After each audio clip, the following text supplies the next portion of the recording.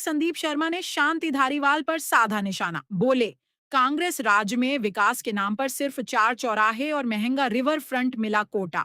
विधायक संदीप शर्मा ने पूर्व यूडीएच मंत्री शांति धारीवाल पर निशाना साधते हुए कांग्रेस सरकार के कार्यकाल में कोटा में हुए विकास कार्यों पर सवाल उठाए। उन्होंने कहा कि वर्ष 2018 से 2023 तक कांग्रेस की सरकार रही, लेकिन विकास के नाम पर शहर में सिर्फ 4 चौराहे और कोटा रिवर फ्रंट जैसे प्रोजेक्ट खड़े किए गए। संदीप शर्मा ने कोटा रिवर फ्रंट को लेकर कहा कि इस प्रोजेक्ट पर करोड़ों रुपए खर्च किए गए, लेकिन यह आमजन की पहुंच से बाहर रहा। उन्होंने रिवर फ्रंट को केडीए और शहर के लिए खर्चीला प्रोजेक्ट बताते हुए आरोप लगाया कि यहां पर्यटकों की संख्या भी अपेक्षा के अनुरूप नहीं बढ़ी और पर्यटन के मामले में परिणाम लगभग शून्य रहे। विधायक ने कहा कि कांग्रेस सरकार के दौरान उनके विधानसभा क्षेत्र के वार्डों में मूलभूत आवश्यकताओं पर भी पर्याप्त ध्यान नहीं दिया गया। कई क्षेत्रों में सड़क, नाली सफाई और अन्य बुनियादी सुविधाओं को लेकर लोगों को समस्याओं का सामना करना पड़ा।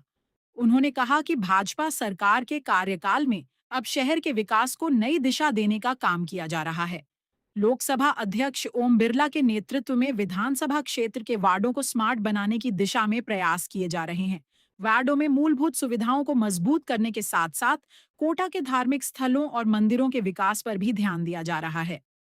संदीप शर्मा ने कहा कि भाजपा सरकार का फोकस आमजन को बेहतर सुविधाएं उपलब्ध कराने और शहर के सभी क्षेत्रों में समान रूप से विकास करने पर है। उन्होंने कहा कि जनता कांग्रेस और भाजपा के कार्यकाल के विकास कार्यों का अंतर खुद देख रही है। जनता जानती है कि भाजपा सरकार है तो विकास है। 2018 से 23 में कांग्रेस की सरकार राजस्थान में थी और उस कार्यकाल के अंदर मैं कोटा शहर की बात करूं, माननीय शांति धारीवाल साहब जो स्वायत्त शासन मंत्री थे, मानता हूं कि उन्होंने बड़े विकास किए, परंतु उनके विकास आम आवाम की पहुंच से बहुत दूर थे। चाहे वो रिवर फ्रंट का भी जो आज सफेद हाथी के रूप में केडीए के लिए एक खर्चीला तंत्र के रूप में खड़ा हुआ है, जिसका 2 करोड़ रुपए से भी अधिक महीने का खर्चा है और जिसमें कोई आवक नहीं है जिससे कि केडीए को कोई प्रॉफिट हो या लाभ हो। तो ऐसा विकास जिसमें सिर्फ कुछ गुंबज खड़े कर दिए हो और संपूर्ण काम पक्का कर दिया, तो बहुत बड़ी खामी ये रही। हम विकास विरोधी नहीं है, परंतु हम आधारभूत, मूलभूत और पैसों की मितव्ययता के साथ विकास करने में हमारा यकीन रहता है।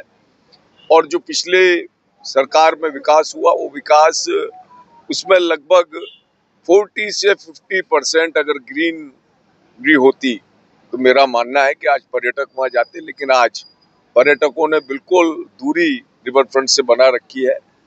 तो इसलिए जो विकास पिछले समय का हम देखते हैं, तो विकास सिर्फ सिमट कर रह गया तो सिग्नल फ्री रोड पर या बड़े बड़े चौराहों के ऊपर, लेकिन पूरे 5 साल तक आम जनता, मुख्यतः मेरे क्षेत्र की जनता, वो छोटी छोटी आधारभूत और मूलभूत प्राथमिक समस्याओं के लिए परेशान होती रही, जूझती रही। सड़कें टूटी पड़ी रही। मेरी विधानसभा के अंदर 500 पार्क सब उजड़ गए। 5 साल के अंदर लोगों की जो प्राथमिक आवश्यकताएं थी, चिकित्सा से संबंधित, शिक्षा से संबंधित, उन सब को एक तरीके से ब्रेक लग गया, अवरुद्ध हो गई और लोग बाग बहुत परेशान हुए। अब हमारी सरकार है, हमने 2.5 साल में प्रयास किया है कि हम हमारे इस विधानसभा क्षेत्र के अंदर के सभी पार्क, उन्हें लगभग हम 100 करोड़ रुपए की लागत से हरा भरा और स्मार्ट पार्क बना रहे हैं। एक एक वार्ड को हम स्मार्ट वार्ड बना रहे हैं। धारीवाल जी ने, आप सही कह रहे थे कि हमने एक एक गली, लेकिन उनकी गलियां सिर्फ एक ही विधानसभा में सही हो पाई। उनका दायित्व था कि वो पूरे राजस्थान के मंत्री थे और राजस्थान के सिर्फ कोटा शहर के एक विधानसभा तक वो सीमित रह गए थे। तो निश्चित रूप से आज जो विकास हो रहा है वो चहुमुखी विकास हो रहा है। माननीय ओम बिरला जी का विकास सर्वांगीण विकास है। और चाहे हमारे आध्यात्मिक स्थल हो, हमारे पर्यटन स्थल हो, सभी में, चाहे मथुराधीश जी हो, गोदावरी धाम हो, खड़े गणेश जी हो, केशवराय जी का मंदिर हो, आध्यात्मिक जो हमारे धार्मिक पर्यटन स्थल हैं उनमें सभी और कहीं ना कहीं कॉरिडोर और विकास के काम चल रहे हैं। इसी के साथ हमारा चंबल गार्डन भितिरा कुंड जो वर्षों से उपेक्षित पड़ा था, जिसको माननीय धारीवाल जी ने देखा नहीं। पूछना चाहता हूँ धारीवाल जी से, क्या लड़ाई थी उनकी चंबल गार्डन और भितिरा कुंड से, जहाँ 2000 करोड़ रुपए वो रिवर फ्रंट पर खर्च कर सकते थे, तो वहाँ क्या चंबल गार्डन और 10-20 करोड़ रुपए भितिरा कुंड को सही करके उसकी सीरत और उसको सही नहीं किया जा सकता था, उसकी हरियाली को, परंतु नहीं किया गया।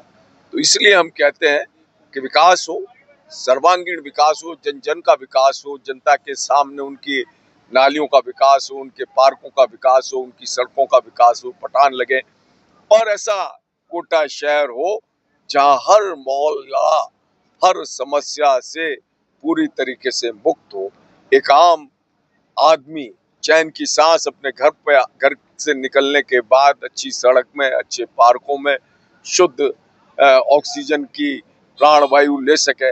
ये प्रयास सर्वांगीण विकास होता है और समग्र विकास इसी को हम कहते हैं कि जहां छोटी छोटी प्राथमिक आवश्यकताओं का भी निराकरण होता रहे और साथ ही साथ जो बड़े कार्य हैं, चाहे वो औद्योगिक कॉरिडोर बनाने का विषय हो, मुकुंदरा अभ्यारण्य बनाने का विषय हो, बूंदी में रामगढ़ विषधारी अभ्यारण्य का लगातार हो रहा विकास हो, 8 लेन पे लगातार औद्योगिक कॉरिडोर की स्थापनाएं हो रही हो, जब कोटा के युवाओं को रोजगार मिले, नए नए उद्योग स्थापित हो, शैक्षणिक रूप से जो बड़े इंस्टीट्यूट हैं उनको भी माननीय लोकसभा अध्यक्ष जी का प्रयास है कि वो कोटा में आए, तो निश्चित रूप से आने वाला कोटा लोगों के सपने का कोटा होगा।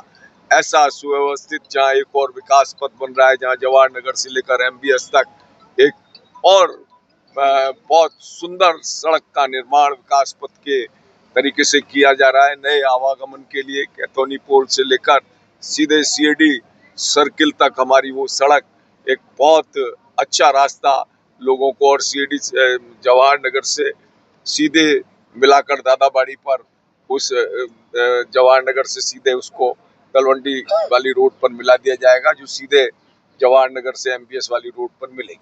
तो निश्चित रूप से जवाहर नगर वालों के लिए भी कैथोनी पोल से और कैथोनी पोल नए शहर से कैथोनी पोल जाने के लिए भी एक बहुत अच्छा रास्ते का ही निर्माण होने वाला है। इसी प्रकार 27 करोड़ रुपए की लागत से ब्लड बैंक से और संतोषी नगर भी एक एलिवेटेड रोड का शीघ्र निर्माण होगा। इसी प्रकार श्रीनाथपुरम RK पुरम में भी 27 करोड़ रुपए की लागत से एक सड़क, नाली, पटान सभी का काम हमारे इस कार्यकाल